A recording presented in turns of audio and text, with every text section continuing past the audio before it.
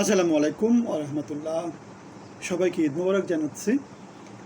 আজকে শনিবার, ঈদের পরে দ্বিতীয় দিন চলে গেল। আমরা দেখেছি গতকালকে শুক্রবারে তারেক রহমান, বাংলাদেশের বর্তমান প্রধানমন্ত্রী, বাংলাদেশ জাতীয়তাবাদী দলের চেয়ারপারসন, তিনি ঢাকা শহর ভ্রমণে বেরিয়েছিলেন এবং আমাদের কুরবানির বর্জ্য নিয়ে ঢাকা শহরের অধিবাসীদের কোনো রকমের অভাব অভিযোগ আছে কিনা সেটা নিজ চোখে দেখার একটা নিয়ত করেছিলেন তিনি। আমরা দেখেছি পত্রিকা মারফতে তিনি দুইজন প্রশাসক মানে বিসিএস অফিসার যারা আছে, হাতিরঝিল এলাকার এবং আরেকটা হচ্ছে মিরপুর এলাকার, দুইজনকে তিনি বরখাস্ত করেছেন, যারা সিটি কর্পোরেশনের ময়লা নিষ্কাশনে সরকারের পক্ষ থেকে দায়িত্ব পালন করছিল। তিনি বর্জ্য নিষ্কাশনের শিথিলতা সেটা তিনি কঠোরভাবে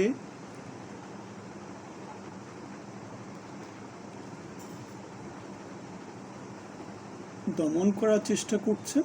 আমি মনে করি তিনি তার যে মন্ত্রী পরিষদ আছেন, যারা মন্ত্রী তাদেরকে বানিয়েছেন, তাদেরও মূল্যায়ন তিনি করবেন এবং সে মূল্যায়নে অনেককেই হয়তো বা আমরা দেখতে পাবো যে মন্ত্রী পরিষদ থেকে বাদ হয়ে যেতে পারেন। ইতিমধ্যে খবর এসেছে আমাদের পররাষ্ট্রমন্ত্রী ডক্টর খলিলুর রহমান তিনি নিজে থেকে বলেছেন প্রধানমন্ত্রী তারেক রহমান তাকে, যদি তিনি জাতিসংঘ সাধারণ পরিষদের সভাপতি নির্বাচিত হতে পারেন, তাহলে তাকে 1 বছরের জন্য ছুটি দিবেন এবং এই ছুটি কালীন সময়ে তিনি বাংলাদেশের পররাষ্ট্র মন্ত্রণালয় থেকে মোটামুটি বাইরে থাকবেন এবং জাতিসংঘে সাধারণ পরিষদের সভাপতি হিসেবে পূর্ণকালীন দায়িত্ব পালন করবেন।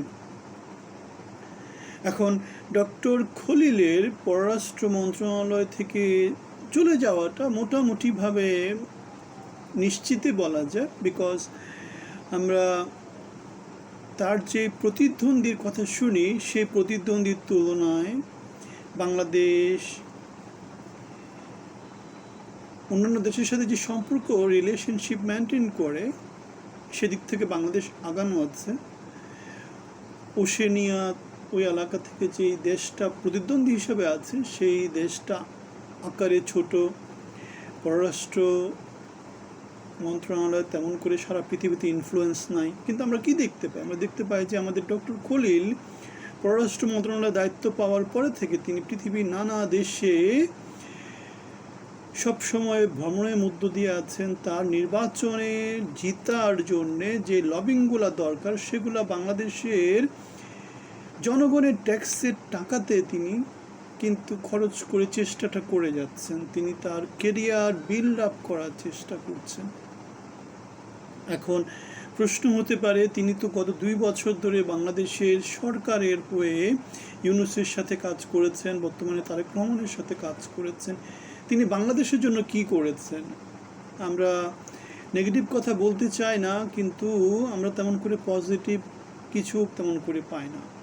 তিনি কি করেছেন? তিনি আমেরিকার সাথে বাণিজ্য চুক্তি করেছেন, যে চুক্তিটা বাংলাদেশে ব্যাপকভাবে আলোচিত হচ্ছে যে এটা একটা গোলামির চুক্তির মতো হয়েছে, যেখানে বাংলাদেশ বিমান দরকার না হলেও বিমান কিনবে, তেলের জন্য আরও সস্তা সোর্স থাকার পরেও আমেরিকা থেকে নিতে হবে, আমেরিকা থেকে অস্ত্র নিতে হবে, আমেরিকাকে এবং চীনের মধ্যে যে লড়াইটা আছে সেই লড়াইতে বাংলাদেশকে আমেরিকার পক্ষে যেতে হবে, বাংলাদেশ কিছু কিনতে হলে আমেরিকা থেকে অনুমতি নিতে হবে। সুতরাং এই যে ক্লজগুলা অনেকে বলছে যে এটা বাংলাদেশের গোলামির চুক্তি এবং এই চুক্তিটা করেছেন ডক্টর খলিলের নেতৃত্বে বাংলাদেশের ইউনূস সরকার এবং সেটা তারেক রহমান বা বাংলাদেশ জাতীয়তাবাদী দলের কনসেন্ট নিয়েই করা হয়েছে।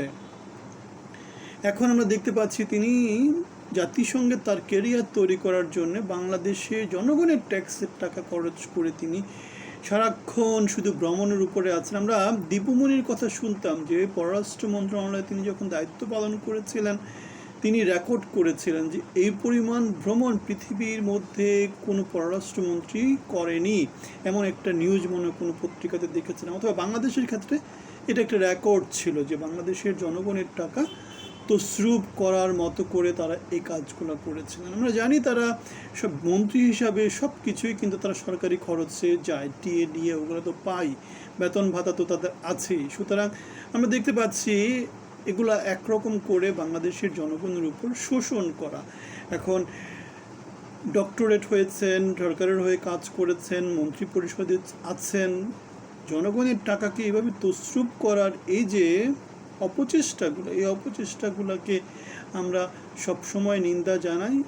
এবং আমরা প্রধানমন্ত্রী তারেক রহমান যেহেতু তিনি বাংলাদেশকে দেখে রাখছেন, তার কাছে আমাদের দাবি থাকবে সব সময়ের মতো বাংলাদেশের জনগণের টাকা যাতে লুটপাট না হয়। আমরা দেখেছি সবসময় লুটপাট হতে দেখেছি। আমরা দেখেছি বর্তমানে বিএনপি সরকার ক্ষমতা আসার পরে আমরা দেখতে পাচ্ছি যে ট্যাক্সের পরিমাণ বাড়ানোর চেষ্টা করছে সরকার। বাংলাদেশ ব্যাংক থেকে নানা রকমভাবে টাকা পয়সা ছাপানোর চেষ্টা করছে, টাকা পয়সা ছাপায় মূল্যস্ফীতি, মুদ্রাস্ফীতি করছে। এগুলোও এক রকমের পরোক্ষ রকমের ট্যাক্স, জনগণের টাকার মূল্য কমে যায়। ট্যাক্স ইম্পোজ না করে সরকার ইচ্ছে মতো টাকা চাপাচ্ছে, জনগণের টাকার মূল্য কমে যাচ্ছে। আলটিমেটলি এটা নতুন এক রকমের ট্যাক্স, যেই ট্যাক্সটা জনগণের ক্রয় ক্ষমতাকে কমিয়ে দেয়, জনগণের কাছে যে টাকা আছে সে টাকার মান কমিয়ে দেয়, জীবন মান কমিয়ে দেয়। সেজন্য আমরা দেখি পৃথিবীর সব দেশে তাদের মুদ্রা মান ধরে রাখার চেষ্টা করে। যারা ধরে রাখতে পারে না তারা ব্যর্থ রাষ্ট্র। এখন বাংলাদেশকে আমরা ব্যর্থ রাষ্ট্র হিসেবে দেখতে চাই না। আমরা চাই বাংলাদেশ সব সময় এগিয়ে যায়।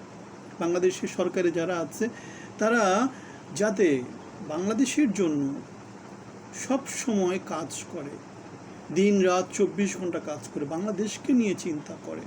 কেন তাদেরকে যে বেতন ভাতা দেওয়া হচ্ছে, বাড়ি গাড়ি দেওয়া হচ্ছে, সিকিউরিটি দেওয়া হচ্ছে, সেগুলো সব বাংলাদেশের গরিব জনগণের টাকা থেকে দেওয়া হচ্ছে, ট্যাক্সের টাকা থেকে দেওয়া হচ্ছে। তাদের রক্ত পানি করা যে উপার্জন সেগুলো থেকে দেওয়া হচ্ছে।